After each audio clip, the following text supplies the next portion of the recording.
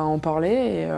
Et là aujourd'hui, voilà, ma décision, c'est de mettre fin à ma carrière. Et tu as dit que jusqu'à ce qu'elle soit grande, je me dois d'être là. Ça veut dire que c'est elle qui te tient en vie, quoi, grosso modo. Ils ont captivé, ému, marqué des générations. Et pourtant, ils sont partis trop tôt. Comédiens, chanteurs, sportifs, des destins bouleversants, stoppés avant 40 ans.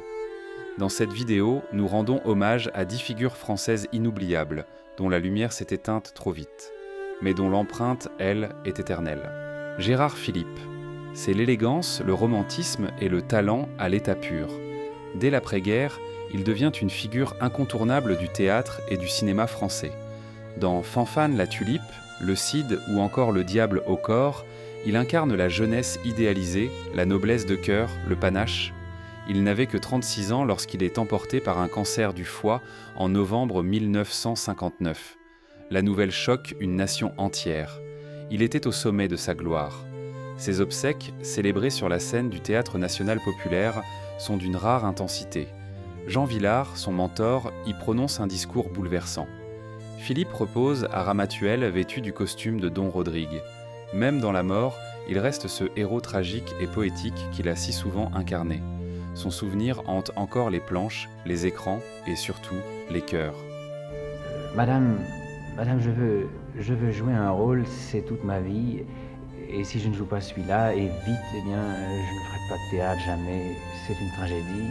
Patrick Dewaere. Il était l'un des acteurs les plus doués, les plus déroutants de sa génération.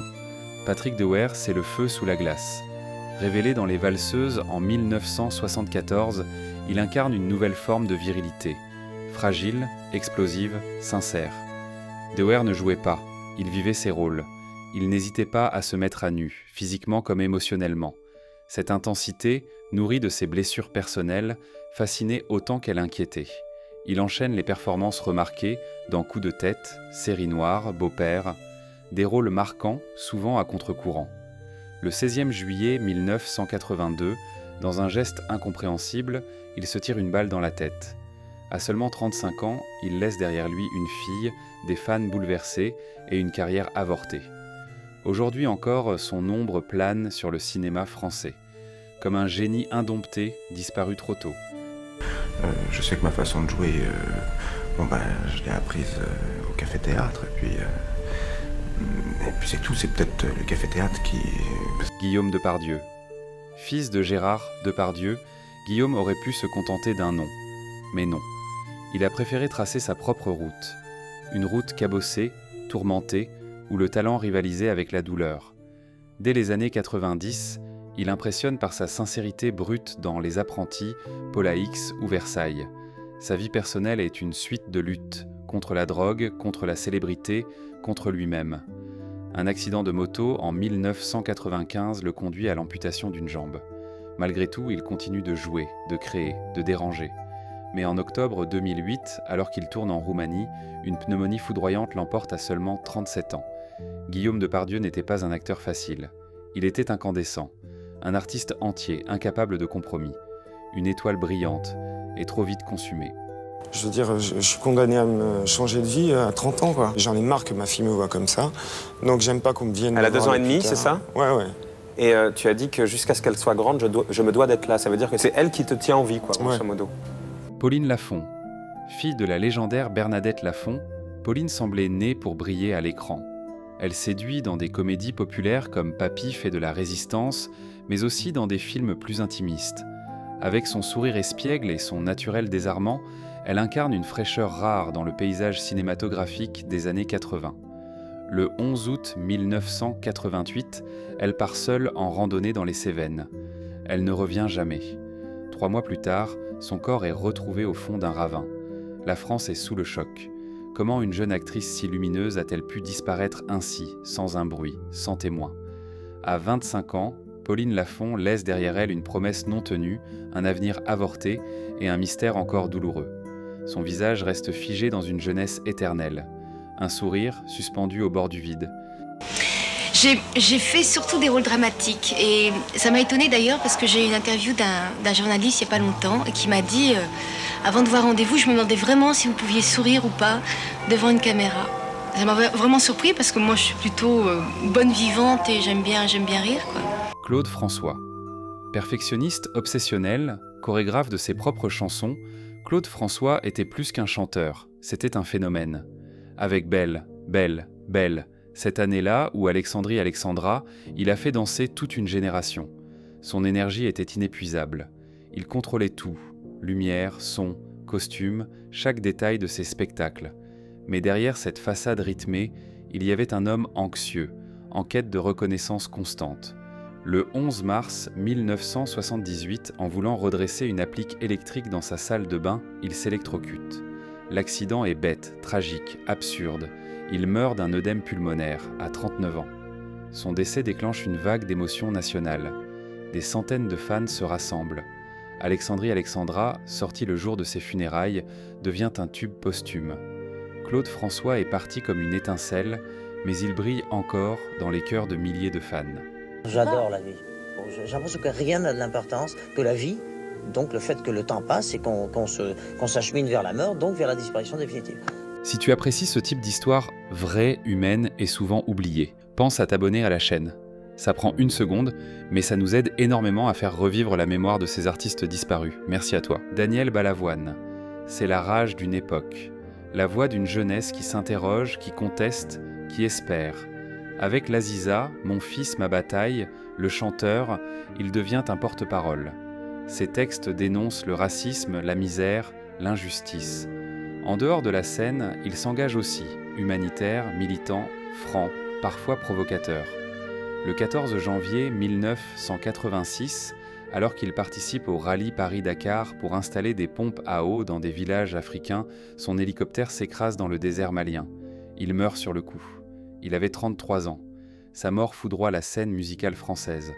On perd un artiste, un homme de cœur, un révolté. Son œuvre, elle, traverse le temps. Encore aujourd'hui, ses chansons trouvent un écho bouleversant. Balavoine n'était pas qu'un chanteur. Il était une conscience. Les grandes personnes qui dirigent le monde soient prévenues que les jeunes vont finir par virer du mauvais côté parce qu'ils n'auront plus d'autre solution. Grégory Lemarchal. Son passage à la Star Academy en 2004 reste gravé dans les mémoires. Grégory Lemarchal, c'est cette voix céleste venue d'un corps fragile. Atteint de mucoviscidose depuis la naissance, il a défié la maladie avec une force bouleversante. Chaque chanson interprétée devenait un message d'espoir. Après sa victoire, il enregistre un album, fait salle comble, enchaîne les succès et continue son combat. Il parle de sa maladie, sensibilise, mobilise. Mais en avril 2007, alors qu'il attend une greffe de poumon, son corps lâche. Il meurt le 30 avril, à seulement 23 ans. La France pleure un artiste au potentiel immense, mais aussi un exemple de courage. L'association qui porte son nom finance encore aujourd'hui la recherche et le soutien aux malades. Grégory est devenu une lumière bien au-delà de la chanson. Depuis plusieurs mois, j'adore l'action, donc voilà, j'aime quand j'ai des choses à faire. Et puis surtout, ce que j'apprécie par-dessus tout, c'est les rencontres avec les gens, rencontrer différentes personnes au fil des jours, et ça, j'aime bien. Barbara Weldens. Sur scène, Barbara Weldens était une tempête. Entre chansons réalistes et slam poétique, elle bouleversait. Lauréate de l'Académie Charles Cros, en 2016, elle était en pleine ascension. Son premier album, Le Grand H de l'Homme, révélait une artiste singulière, habitée, vibrante. Mais le 19 juillet 2017, alors qu'elle chante dans une petite église du Lot, elle s'effondre soudainement sur scène. Électrocutée par un dysfonctionnement technique, elle meurt sur le coup. Elle avait 35 ans. Le choc est immense. Son départ brutal, surréaliste, vient éteindre une voix qu'on commençait tout juste à découvrir. Et pourtant, son œuvre, bien que brève, reste une brûlure dans l'âme. Une artiste foudroyée, mais jamais oubliée. S'il y a quelque chose dont je suis sûre, c'est qu'il ne faut jamais dire jamais. Et surtout pas à l'amour. L'avenir, c'est incertain. Je suis désolée, je te plante parce que, en fait, je ne sais pas quoi te dire à propos d'avenir. Jules Bianchi. Jules Bianchi était promis à un avenir radieux. Pilote de Formule 1, il impressionne les paddocks par son audace, sa précision, son sang-froid. En 2014, au volant d'une modeste Marussia, il décroche une 9e place historique à Monaco. Ferrari lui tend déjà les bras. Mais le 5 octobre 2014, sous une pluie battante au Grand Prix du Japon, sa voiture quitte la piste et percute violemment une grue de dépannage. Il subit une lésion cérébrale sévère. Plongé dans le coma pendant 9 mois, il s'éteint le 17 juillet 2015, à 25 ans. le monde de la F1 est bouleversé. La Fédération internationale de l'automobile retire définitivement son numéro 17. Jules Bianchi restera l'un des espoirs les plus brillants et l'un des drames les plus poignants du sport français. Camille Muffat. Triple médaillée olympique à Londres en 2012, Camille Muffat incarne l'excellence et la modestie. Née à Nice, formée dans la rigueur, elle domine la natation française aux côtés de Manodou et Agnel. Mais en 2014, à seulement 24 ans, elle annonce sa retraite. Elle veut vivre d'autres aventures. L'année suivante, elle participe à l'émission Dropped, tournée en Argentine. Le 9 mars 2015, 2 hélicoptères se percutent en plein vol. Camille Muffat meurt sur le coup, tout comme la navigatrice Florence Artaud et le boxeur Alexis Vastine. Le sport français est en deuil. Une championne humble, brillante, s'est envolée. Son sourire, son calme, sa force intérieure, tout cela manque. Et pourtant, elle reste une figure lumineuse, une sirène silencieuse, gravée dans les cœurs. C'est évident que ce qu'on vit, c'est ce qu'il y a de plus haut, de plus grand, de plus beau, et c'est la médaille d'or. 10 vies, 10 destins interrompus, 10 noms qui résonnent comme un écho d'éternité. Leur départ a laissé un vide, mais aussi une trace indélébile dans la culture, dans la mémoire, dans nos émotions. Si cette vidéo vous a touché, partagez-la. Et surtout, célébrez les artistes et sportifs d'aujourd'hui, car nul ne sait combien de temps leur lumière brillera encore. Merci pour votre écoute et à très vite pour un nouveau voyage dans la mémoire collective.